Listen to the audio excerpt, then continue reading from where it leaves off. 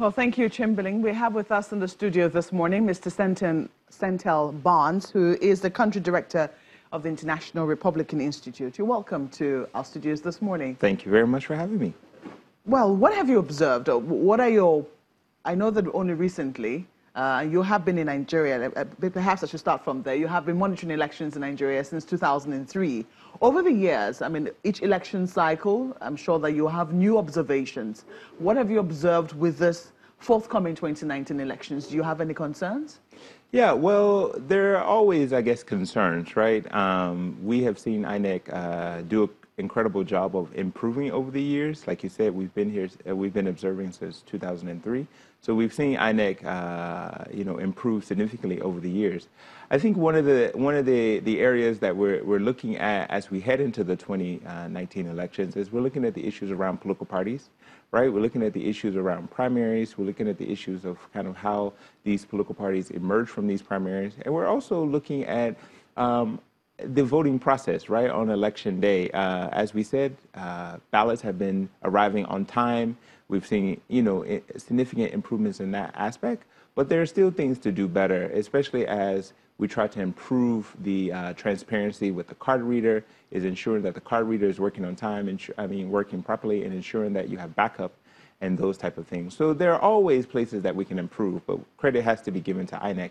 But then there's also areas outside of INEC that we still need to watch and to ensure are working out properly. Well, you just talked about the political parties, and interestingly, a lot of them are still in their forms right now. I think by next week, they expect all the aspirants to have, submitted their nomination forms. But then people are raising question as to the cost of those forms. Is it something that also gives you cause for concern? Sure, it does. I mean, for me, as someone who's been here for the last 4.5 years watching the process and working very closely with political parties, what it reveals to me is that political parties still haven't become professional organizations, right? They still don't have the ability to raise money to kind of run the party. And so the only way to fund the party, right, is to have ridiculous nomination fees. And so that's what we see. You said they're ridiculous. Interesting. Well, they're ridiculous because they're so large, right? I mean, if you were to compare it to the United States, which is where I come from, so bear with me as I give some perspective from the U.S. I mean, if you look at a state like California, as our largest state, has over 50 million people in the state. I mean, the governor only pays $3,500, the candidate, just to file his paperwork. And now we're looking here where we're talking in the hundreds of 100,000, if you're looking at APC's fees for the presidency.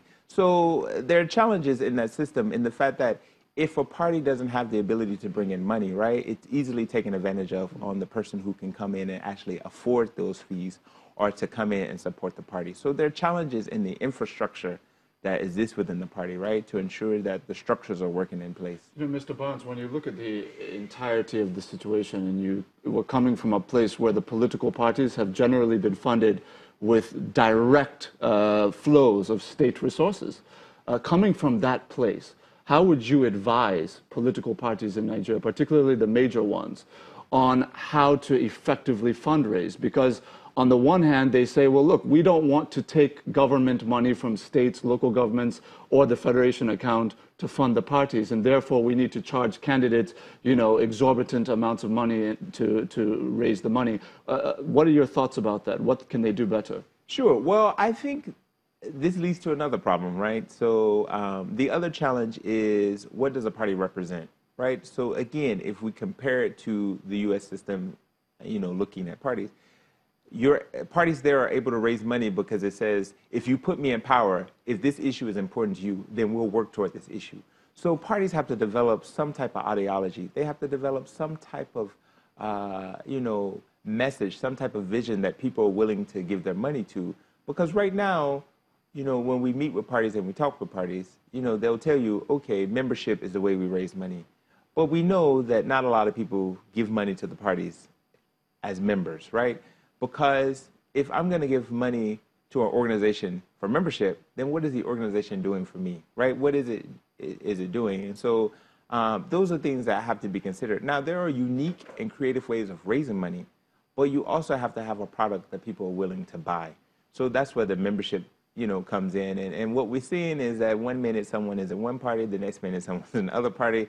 I mean, I'm getting confused now as I look and see who's where and who's running for what, because people keep changing so much. Well, you know, when you look at the issue of fundraising, it kind of takes you into the issue of what should the reward system be? Because many people say, look, if I'm going to be a major investor in the party, whether I'm a private sector person or I'm a government official and I'm funding the party, then I should be getting the reward, because we still have this self-interested motivation when it comes to these issues. So how does a political party effectively build a reward system that does not enable corruption, does not enable maladministration in the country? Sure. Well, I think to a certain extent you've hit the nail on the head, because I think that's a challenge that many political parties around the world face.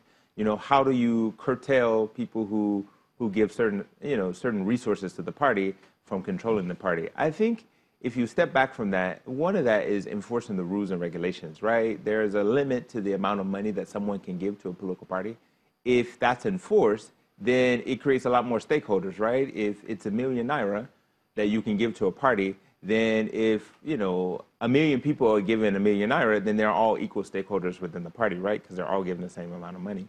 But if that rule is not enforced, and then this person is given $1 million, but this person is given 10 million, this person is providing a house, this person is providing cars, you have a system that's not equal, and so everyone feels that they have a greater stake within the party. And so you have to create some type of system that is a check and balance, right? In some ways, it's checking the people who give money, but it's providing a balance that all members are able to contribute and all able to participate. I find it interesting that you say you're going to be monitoring the primaries, you're going to be observing the primaries of the political parties. They are of interest to you as well.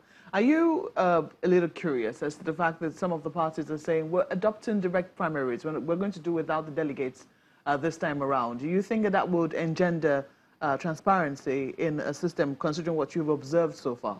Well, I'm a proponent of direct primaries, maybe because it's embedded in me from the environment I come from, where we hold direct primaries. But our direct primaries are a bit different. And the fact that in the U.S., direct primaries are pretty much run by the state electoral bodies. They're not really run by the party. So it's the parties are the ones who file the fee. I mean, you pay the fee to the party, you file your paperwork, but at the same time, the party is filing that paperwork with the particular state.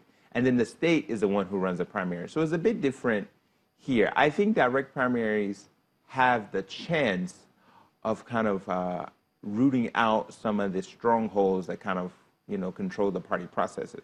But I still think we have to keep developing and keep kind of working on it, because I think what is practiced in most direct primaries is what they refer to as the A4 option, which is kind of where you line up behind, your candidate that you support, or either someone who represents the candidate. So that takes away your ability to vote for someone in secret, right? You want to kind of support a candidate and not have retribution. Maybe we can come along and say, okay, you filed in line, maybe we'll pay you. You don't have to, right? Because I've already voted, but who knows? So I think direct primaries also contribute to kind of a more inclusive system, right? If you have a direct primary, you have candidates who come, everyone queues behind the candidate, then it shows kind of where the support of the candidate is. The delegate system is a bit easier to take advantage of. There's the statutory delegates, and there's the elected delegates, and then, the process is just ripe for, corruption. So that the delegate process is a challenge. But I've learned a few words in Nigeria. One is interest.